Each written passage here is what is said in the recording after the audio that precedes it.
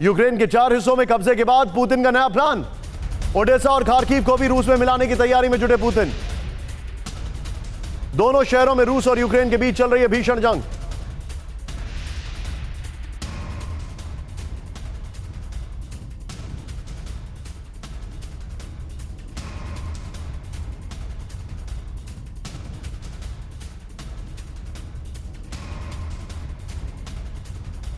ये एक्सपर्ट्स का कहना है कि ओडेसा और खार्किव उनके एजेंडे पर होंगे।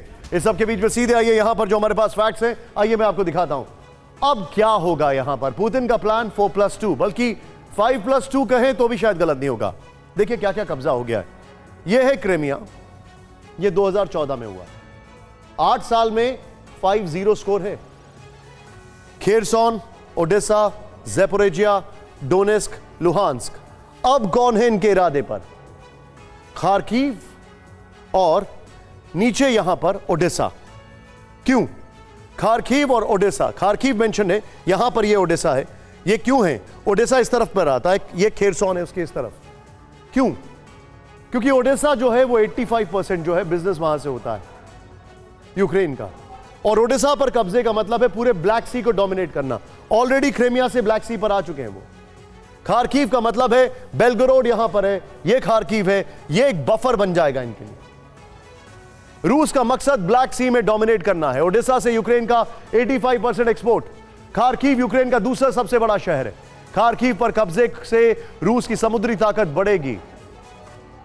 खार्किव पर कब्जे से, I am sorry I stand corrected, रूस की समुद्री ताकत नहीं बल्कि रूस की टेक्नोलॉजी ताकत बढ़ेगी, क्योंकि खार्किव को यूक्रेन की सिलिकॉन सिटी कहा जाता है और खार्किव एक बफर की तरह उनके लिए तैयार हो जाएगा। एक और बड़ी खबर, अब आपको बताते हैं कि रूस यूक्रेन की कितनी फीसदी इलाके पर अब तक कब्जा हो चुका है। सीधे आइए, अब यह बड़ा इंटरेस्टिंग है, ध्यान से देखिए आप। यहां पर खेरसॉन, ज़ैपोरिजिया, डोनेस्क, लुहांस्क, यह है 18%। जूम इन करें प्लीज। ये 4 स्टेट्स हैं 18%। यहां पर ये 4 स्टेट्स हैं 18%। इसके बाद अगर क्रीमिया को इसमें ऐड कर दें जो कि करीब 2% होता है, तो ये टोटल हो जाता है 20%। यानी 20% इलाके पर अभी रूस का कब्जा है। मैं चाहूंगा इस वॉल को यहीं पर रखें। एक क्विक रिएक्शन में यहां पर लेना चाहूंगा। सीधे सीधे मेरे साथ मौजूद हैं आंचल सर। आंचल सर, पूरी दुनिया के लिए एक बहुत खराब प्रेसिडेंट सेट हो रहा है। 20% से ज्यादा इलाके पर यूक्रेन ने कब्जा कर लिया 8 साल में, रशिया ने कब्जा कर लिया और पूरी दुनिया कुछ नहीं कर पा रही है। हाँ निशांत, ये एक बहुत ही गलत ट्रेंड चल पड़ा है कि अगर आपकी कोई डिमांड है या आपका कोई उद्देश्य है तो उसे पूरा करने के लिए यूज ऑफ फोर्स से अब आप परहेज नहीं कर रहे हैं। आपके चैनल ने पिछले साल कितना लंबा कवर किया था आर्मीनिया अजरबैजान की वॉर को। अजरबैजान ने भी 30 साल की नेगोशिएशन के बाद ये डिसाइड किया कि जब कोई नतीजा नहीं आ रहा तो उन्होंने आर्मीनिया पे अटैक किया, Nagorno Karabakh to be precise, और जितनी भी उनकी टेरिटरीज थी उनको लिबरेट किया और थोड़ी सी और भी उन्होंने जोड़ ली।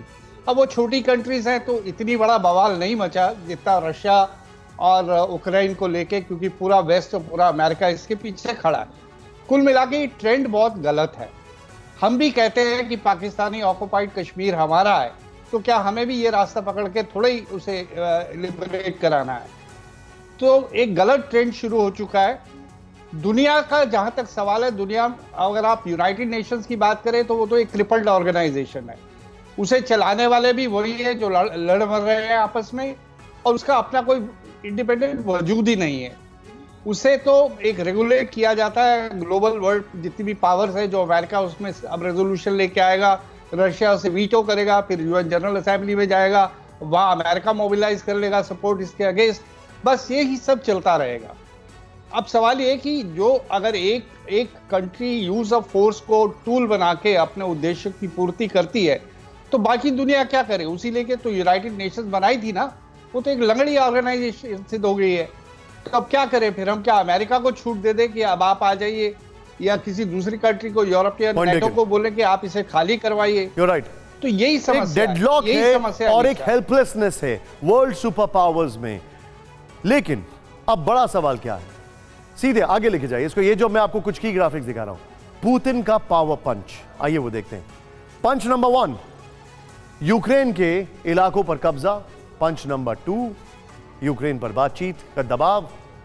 पश्चिमी देशों को अल्टीमेटम, तीसरा पंच। चौथा पंच जो है वो ये देखिए किस तरीके से यूएन में वीटो से अमेरिका को झटका। पांचवा, चीन और भारत का जिक्र, वेस्ट वर्सेस वेस्ट। सीधे मैं चलूंगा यहां पर, मेरे साथ इस वक्त ध्रुव कटोच सर मौजूद हैं। ध्रुव सर, यूएन में बड़ा इंटरेस्टिंग एपिसोड है सर। जिस वक्त युद्ध शुरू हुआ उस वक्त जो चेयर थी वो इनके पास थी। आयरनी, यूएन की हेल्पलेसनेस। दूसरा, ध्रुव सर को दिखाइए प्लीज। दूसरा जो सबसे बड़ा सवाल है, वो सवाल ये है कि ये अपने वीटो का इस्तेमाल करते हैं और जो चाहते हैं they can get away with it.